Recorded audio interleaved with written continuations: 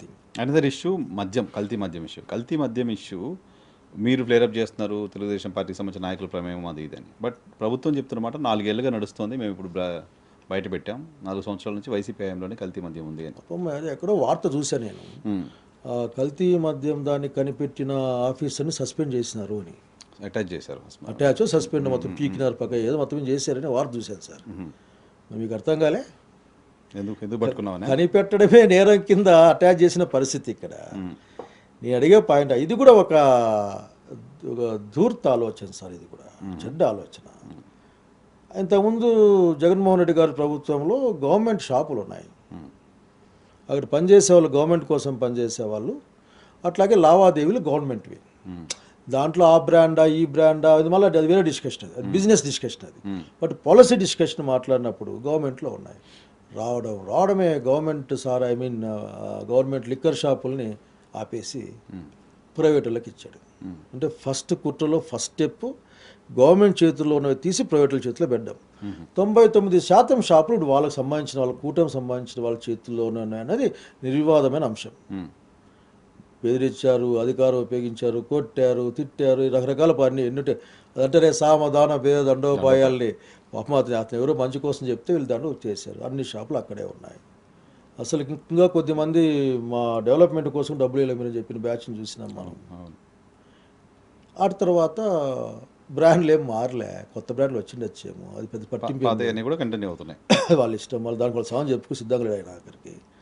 ఆ క్రమంలో 70,000 పైగా నీకు మెడికల్, అదేంది మళ్ళీ మెడికల్ వస్తుంది నాకు, బెల్ట్ షాప్లు వచ్చాయి. 70,000 పైచిలకు బెల్ట్ షాపులు జగన్ రెడ్డి హయాంలో లేవు సార్. ఇక్కడ ప్రతి ఊరికి 4, 5, 6, 7 షాపులు ఉన్నాయి. అవి కూడా వేలం పడి పెరుక్కున్నారు. అంటే 70,000 షాపులకి లిక్కర్ పోతా ఉంది. ఇది కుట్రలో 3వ భాగం సార్. మరి ఇది ఇట్లా ఇస్తే లాభం లేదు కదా, కాబట్టి మరింత లాభాలు రావాలి కదా. కనుక మరింత లాభాలుగా చెప్పేసి ఈ రోజున గవర్నమెంట్ షాపులు ప్రైవేట్ షాపులు అన్ని చోట్ల నకిలీ లిక్కర్ ఉంది అన్నది. మొన్న అమాయకంగా చంద్రబాబు నాయుడు గారు మాట్లాడుతూ క్యూఆర్ కోడ్ పెట్టుకొని స్కాన్ చేసుకోండి. ఏం చెప్తారు సార్ సీఎం ఆఖరికి? అంటే ఇప్పుడు ఒక షాపులో ప్రభుత్వం మందు సప్లై చేసే షాపులో, ప్రభుత్వం సప్లై చేస్తుంది షాపులో ఉన్న మందు తప్పో ఒప్పో అని మనం స్కాన్ తాగేవాడు స్కాన్ చేసి తీసుకోవాలి.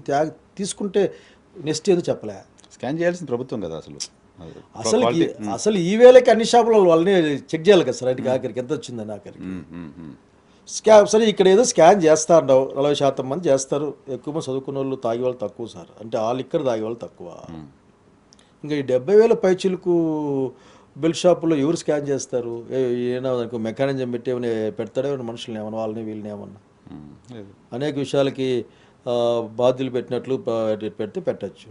70,000 పైగా ఉన్న బెల్ట్ షాపుల్లో దానికి ఇదంతా మీకు కొద్దిగా నవ్వులాటకు కాదు, కానీ అసలుకి మీకు అసహ్యం వేయడంలే. ప్రభుత్వం ఏం చేయాలా? వస్తేనే ఇది వాడిని పట్టుకున్నారు, వాడి లిక్కర్ ఎన్ని రోజులు ఉంది, ఎక్కడ పోయింది, ఎవరెవరికి పోయింది, ఏ జిల్లాకి ఎంత సప్లై చేస్తున్నాం, ఎవడు, ఇది కదా. అట్లాగే కనీసం ర్యాండమ్ కన్నా రాష్ట్రం మొత్తం మీద ఒక షాపులు ఎన్ని షాపులు, నాకు షాపులు ఎక్కడ తెలియదు అక్కడ ఉన్నాయో, దాంట్లో 10%, 15% ర్యాండమ్గా చెక్ చేసి ఇదేం చెప్పాలి, సైంటిఫిక్గా చెప్పాలి కదా. కానీ మీరు మాట్లాడడం వేరే, కానీ నిందితుడిగా ఉన్న వ్యక్తి జనార్దన్ అనే ఒక వ్యక్తి, ఆ కేసులో మన తంబలపల్లి కేసులో నిందితుడిగా ఉన్న వ్యక్తి చెప్తున్నమాట, జోగి రమేష్ అని మాజీ మంత్రి ఒక ఆయన ఉన్నాడు వైసీపీలో, ఆయనే కల్తీ మద్యం తయారు చేయి ఎప్పుడు బయట పెట్టాలో నేను చెప్తా, అప్పుడు బయట పెట్టి గవర్నమెంట్ పైన మనం దుష్ప్రచారం చేద్దాం చెప్పినట్టుగా వీడియో రిలీజ్ చేశారు. నేను వీళ్ళు చెప్పింది చూసినట్టు 2 ఏళ్ళు 3 ఏళ్ళ నుంచి ఉంది అని చెప్తారు. అవును, 4 ఏళ్ళ నుంచి చేస్తున్నాం. మరి 4 ఏళ్ళ నుంచి చేసేటప్పుడు ఇప్పుడు బయట పెట్టబోయింది. ఇప్పుడు చెప్పేందంటే వాళ్ళ కంటెస్టెడ్ క్యాండిడేట్ ఎవరో అతను దాంట్లో ఉన్నారని జనాలు చెప్పుకుంటా ఉన్నారు. సస్పెండ్ కూడా చేశారు పార్టీ. ఇది రాష్ట్రంలో ఉన్న చాలా పెద్దవాళ్ళకి పెద్ద అమౌంట్లు పోతుంది. ఇప్పటికే 5,000, 6,000 కోట్లు, 10,000 కోట్లు పోయి కూడా మాట్లాడుకుంటా ఉన్నారు. ఏ లెక్కలు ఎక్కడ మాట్లాడారు. ఇప్పుడు ఏం జోగి రమేష్ ఉంటే Jogi Ramesh himself demanding lie detector పెడతారా పెట్టుకుందాం, లేదు దేవుని దగ్గర ప్రమాణం చేద్దాం, లేదంటే కేసు సిబిఐకి ఇచ్చేయండి.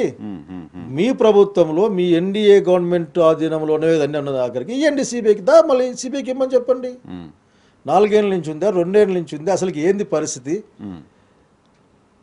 అసలుకి చెప్పే కన్నా ఉండాలి సార్.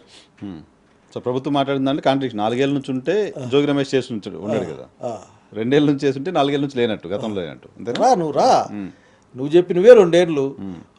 వాళ్ళేమో కొన్ని నెలలు అంటారు, వాళ్ళు ఎవరు ఆఫీసర్లు పట్టుకున్నప్పుడేమో కొన్ని నెలలుగా ఇక్కడ తయారవుతుందని చెప్పారు. సరే ఏది అందుకే ఆమెను బహుశా ఆ ఆఫీసర్ని ఎత్తుకుపోయి అటాచ్ చేసుకుంటారు మీరు. మళ్ళీ ఆమె ఎక్కువ నోరిప్పుతుంది ఆమె కదా, అవును. ఎక్కువ నోరిప్పుతాను ఆమె ఎత్తిపోయి దగ్గర పెట్టుకుంటారు మీరు అంతా మీరు. కాబట్టి సిబిఐ ఎంక్వైరీ ఎవడొద్దన్నాడు. పైగా ఆ రోజు నేను చూశాను సార్, అబ్బా ఎంత రాయల్గా ఆఖరికి వాళ్ళు కేసులుంటే ఇక్కడి నుంచి పారిపోవాలని చూసిన నేను. పోలీసులు అవుట్లుక్ ఇచ్చి ఏదో రెడ్ లుకౌట్ నోటీస్ ఇచ్చి పెట్టేవాళ్ళని చూసిన.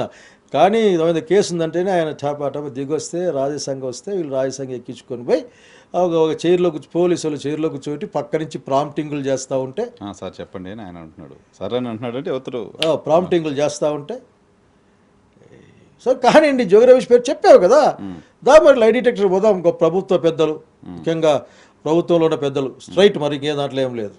సో అది మీ వర్షన్ ఏంటి?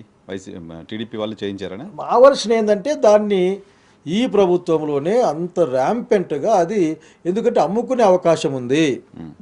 ముఖ్యంగా బెల్ట్ షాపులు గిల్డ్ షాపుల ద్వారా పంపించే డైరెక్ట్గా ఒక 2-3 కేసులు ఊర్లకే ఇచ్చేసిపోయినారు లాకర్కి. ఈ షాపులతో ఏం సంబంధం లే, అవును, ఎక్కడి నుంచి వచ్చిందో కూడా తెలియదు, ఎవరికి తెలియదు. సో వీళ్ళకి స్కోప్ ఉంది, మొత్తం ప్రైవేట్ వాళ్ళ చేతుల్లో ఉంది. ప్రైవేట్ వాళ్ళ చేతుల్లో ఉన్నప్పుడు సమానం చెప్పేవాళ్ళు లేడు. అంతే దొరికింది కాబట్టి మాది కాదు మీది కాదని మారుతున్నారు. మీది మాది కాదని అసలు మీ షాపుల్లో కరెక్ట్ మద్యం అమ్ముతున్నారని మీరు ఏమైనా ర్యాండమ్గా 10-20% షాపులు చెక్ చేసినారా? ఆఫ్టర్ ద ఇన్సిడెంట్ కూడా చేయాలి. మరి పోనీ మీ గోడౌన్లో ఏమైనా చెక్ చేసినారా? పోనీ వాళ్ళ దగ్గర నుంచి ఏమైనా తీసుకున్నారా? మరి ఏమి లేదే. కాబట్టి ఇది మీరు తప్పించుకోవడం కోసం ఆడే మాట. జోగి రమేష్ గారు చాలా స్పష్టంగా చెప్పారు, సిబిఐ ఎంక్వైరీ అయినా మేము డిమాండ్ చేస్తాం. మిథున్ రెడ్డి గారు కూడా కేంద్ర ప్రభుత్వం లేఖ రాసినట్టు, సిబిఐ ఎంక్వైరీ చేయండి, మాట్లాడండి. ఓకే, లిక్కర్కే మీకు స్టెప్ బై స్టెప్ అర్థం కాలే. గవర్నమెంట్ షాపులు మూసేయడం, ప్రైవేట్ వాళ్ళకి ఇవ్వడం, వాళ్ళకి ఇవ్వడం, బెల్ షాపులు ఓపెన్ కావడం, ఈ లిక్కర్ బయటపడ్డాం. ఆఫీసర్ ఏమో కొన్ని నెలలుగా అని చెప్పడం, మీరు 2 ఏళ్ళు అని చెప్పడం, ఇప్పుడు 4 ఏళ్ళకి పోవడం. అంటే ఎక్కడ ఫిట్ అవుతుందో అర్థమయ్యే లోపల మీరు పెంచుకుంటూ పోతారు.